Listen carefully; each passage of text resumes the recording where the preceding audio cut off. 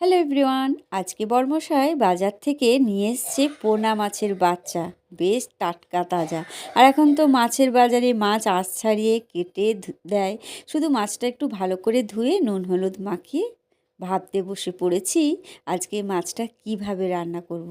রোজ তো একই রকমই রান্না করি, সেই ফুলকপি আলু দিয়ে, নয় সবজি দিয়ে, নয় ধনেপাতা টমেটো দিয়ে। তো আজকে ভাবলাম চলো আজকে একটা নতুন ধরনের রেসিপি বার করতে হবে। ভাবতে ভাবতে মাথার মধ্যে আসলো আজকে একটা নতুন রেসিপি।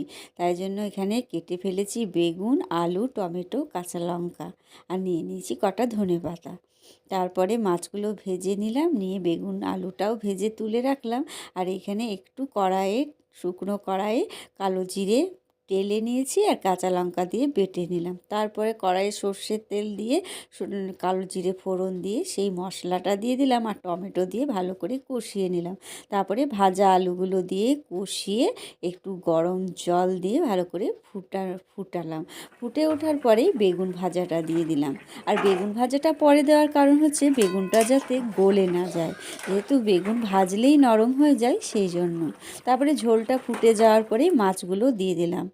বেশ ঝোলটা ফুটে উঠেছে, তারপরে ওপর থেকে ধনে পাতাগুলো ছিটিয়ে দিলাম। রেসিপিটা তোমাদের কেমন লাগলো অবশ্যই জানিও।